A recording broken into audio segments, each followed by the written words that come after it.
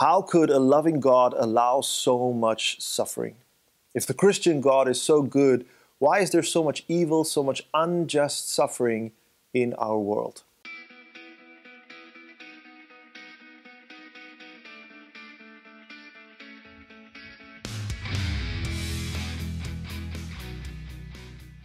Out of all the questions we're trying to answer in this short video series, this question is probably the most justified. The Bible paints a picture of a Christian God who is all good and all powerful, and yet when we look around us in the world, we see so much evil, so much unjust suffering. How do you bring these two ideas together? This is an old and a difficult question. It's a question that theologians and philosophers have been struggling with for millennia. In fact, one of the oldest books in the Bible, the book of Job, deals specifically with this question of unjust suffering. It's a book about a man who seems to do most things right in his life. He lives a moral, upright life and yet suffers severely in spite of his own moral goodness. And the book tells us how this main character, Job, struggles with God to try and understand his suffering. At the end of the book, God encounters Job. What's interesting is that God does not give him very specific answers to his why questions of suffering. What God does do is God places Job's suffering within a larger frame of meaning, in a bigger context. God essentially says, Job, there is more going on here than you can see with your eyes. Behind the scenes, there is more to your suffering. I am able to bring about good out of even severe suffering in your life. And here we get probably the closest to what the Bible gives us as a concrete answer when it comes to the why of suffering. In the New Testament, the Apostle Paul very specifically says that God is able to use all of the experiences we go through in life, whether they are good or bad. God can bring about something good out of them. And sometimes this is relatively easy to see, right? Maybe you've had the experience where something bad happened in your life and you were sad about the bad thing that happened, but then 6 months later you realized, oh, that bad thing that happened actually turned out for something very good. And then we can see exactly that dynamic played out, but not always.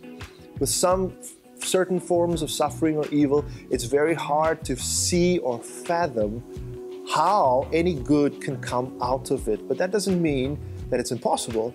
It just means our perspective is too limited. We're not able to see it.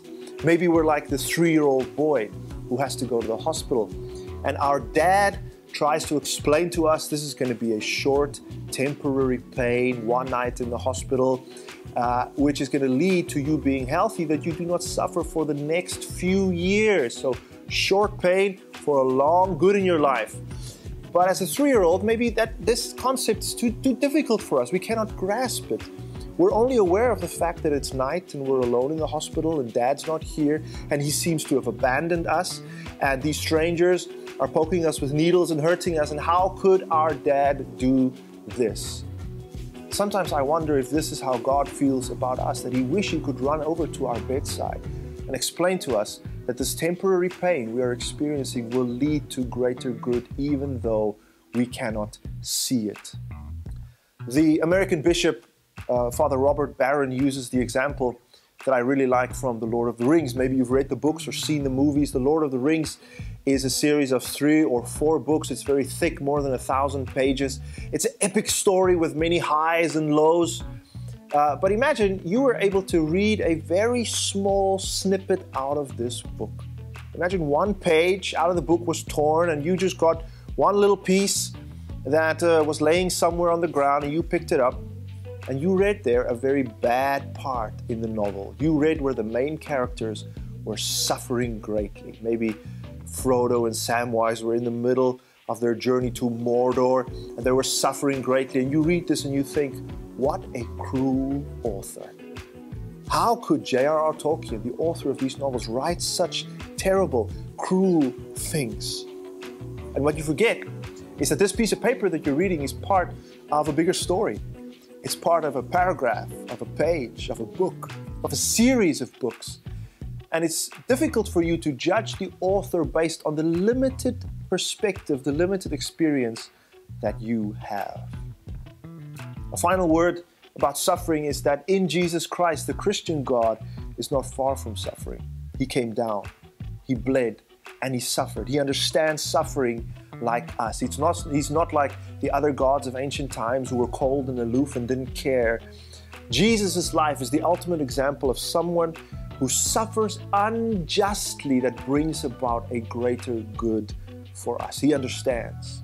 And He promises us that our suffering will not be pointless. This means that in the midst of evil, in the midst of suffering, we can and should cry, but not as people who have no hope.